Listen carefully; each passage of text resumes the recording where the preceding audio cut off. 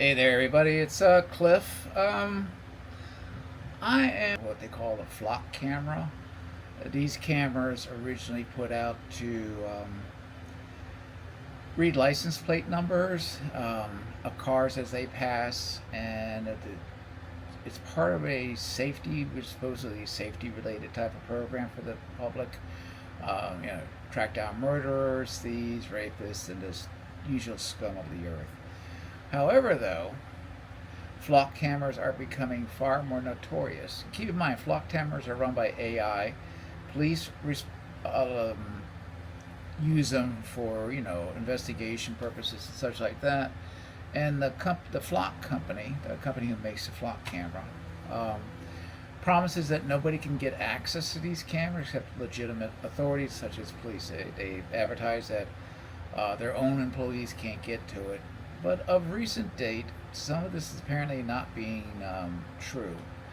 There's been some reported cases that executives at the company that make and manage the flock camera systems um, have been going in there, um, using the cameras to watch daycare centers, using the cameras to watch swimming pools. In fact, actually, if you go on YouTube, you'll see some video that there's actually a camera pointed at us at a community swimming pool instead of out on the roadway.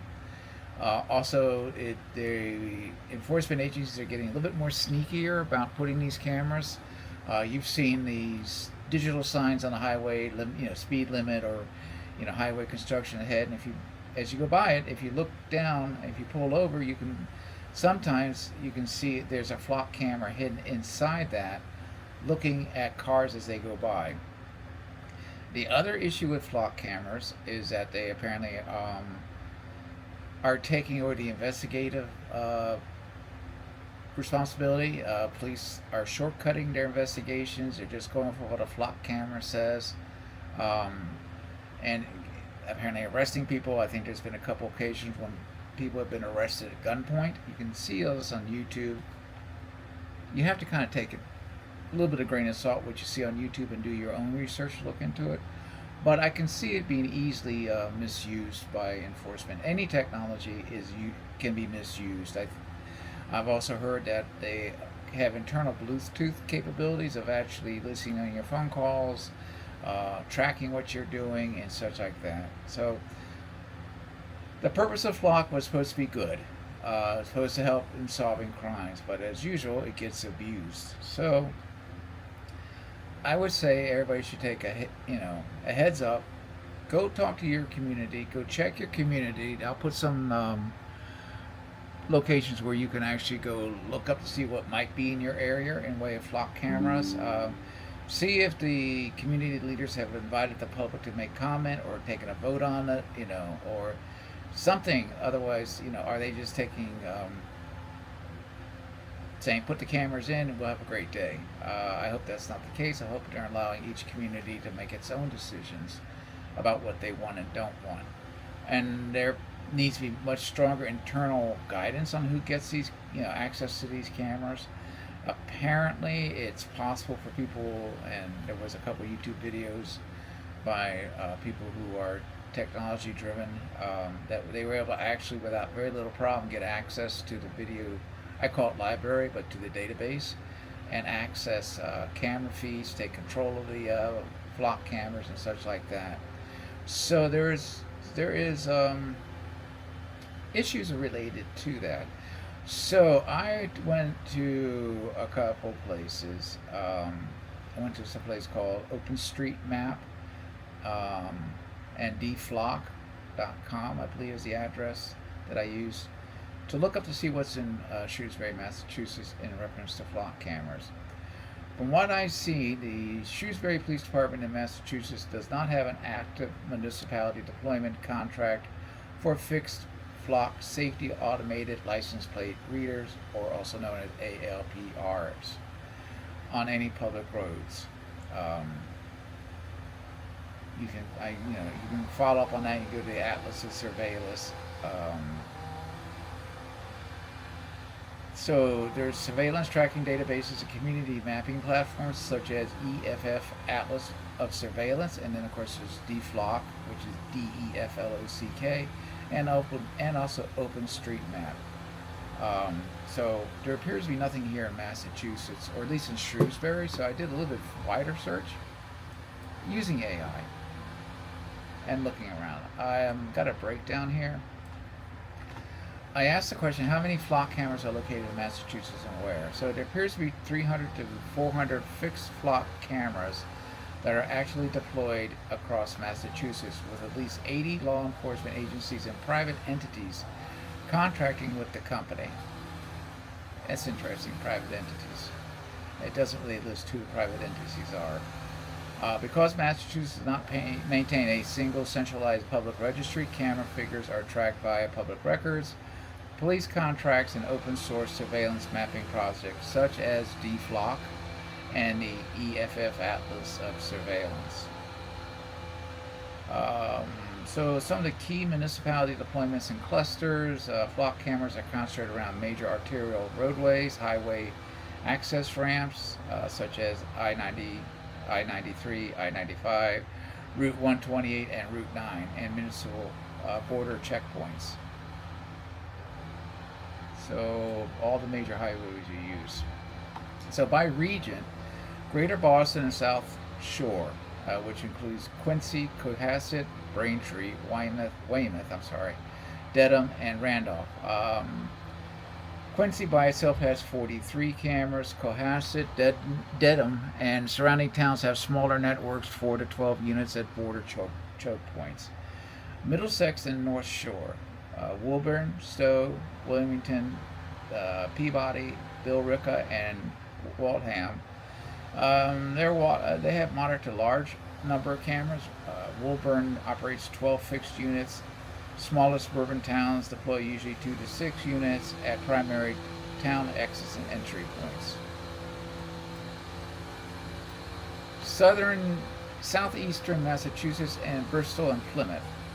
That includes New Bedford, Taunton, Easton, Raynham, Somerset, and Middleborough. It's moderate. We have a high concentration along Route 20 and Route 140 corridors covering shopping districts and city limits.